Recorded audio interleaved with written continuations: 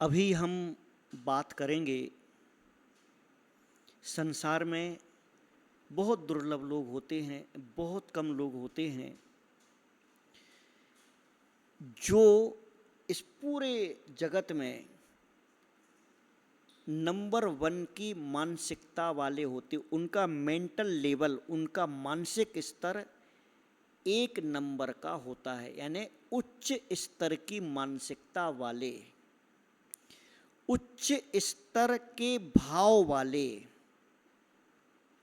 ऐसे जो व्यक्ति होते हैं, ऐसे प्राणी, ऐसे मनुष्य इस संसार में जहाँ पर रहते हैं वो उनके रहने का स्थान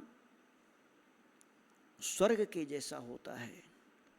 और इस प्रकार की अगर सोसाइटियाँ हो जाएं, इस प्रकार के लोगों का समूह हो जाए और इस प्रकार के परिवार अगर कहीं पर एक साथ रहने लगें तो वहाँ पर स्वर्ग का ही अनुभव होगा।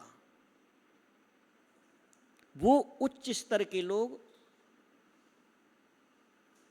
एक क्लास की मानसिकता वाले लोग, ये वास्तव में हाई थिंकर होते हैं।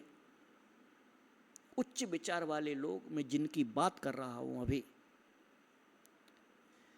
जो लोग अपने घर को बना करके अपने घर में अपने से भी ज़्यादा उनकी जो भी क्षमता है, उनकी जो भी कैपेसिटी है, उससे कहीं ज़्यादा, ज़्यादा से ज़्यादा, श्रेष्ठ से श्रेष्ठ, उच्च से उच्च स्तर की वस्तुओं का, सामान का उपयोग करके अपने भगवान के लिए सर्वप्रथम स्थान बनाते हैं।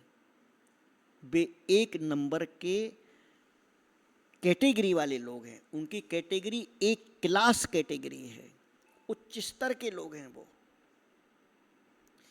जो लोग घर बनाने के पहले, घर बनाने के साथ या घर बनाने के बाद में अपने घर में भगवान के लिए स्थान देते हैं, अहोभाव से, भक्ति भाव से,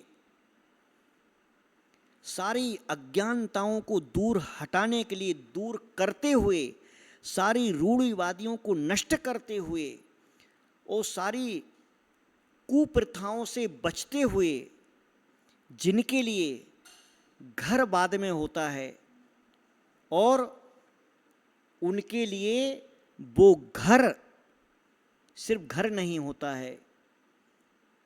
ऐसे जो व्यक्ति होते हैं उनसे अगर पूछा जाएगा, आप भाई साहब कहाँ पर रहते हो, उस व्यक्ति की मानसिकता कहेगी, उस व्यक्ति के वचन कहेंगे, उस व्यक्ति की वाणी कहेगी कि मैं भगवान के घर में रहता हूँ।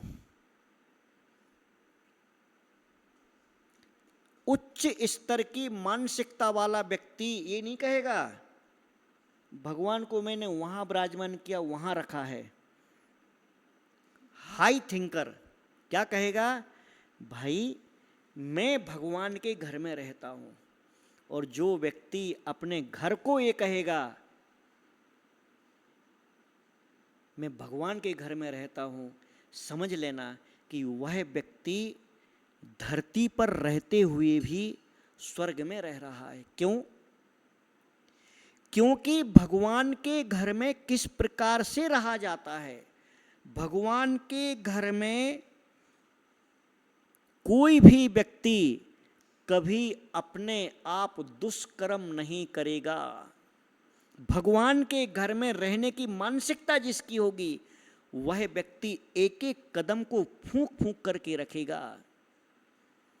जिस व्यक्ति ने अपने घर को कह दिया, लिख दिया ये भगवान का घर है, वह व्यक्ति पापों से डरेगा, क्योंकि भगवान के घर में जाकर के पाप नहीं किए जाते। वह व्यक्ति नैतिक और सदाचारी अपने आप रहेगा, अपने आप। शब्द इतना सा है, शब्द छोटा सा है, परंतु पूरी मानसिकता और पूरे जीवन को, पूरे भावों के स्तर को बता दिया।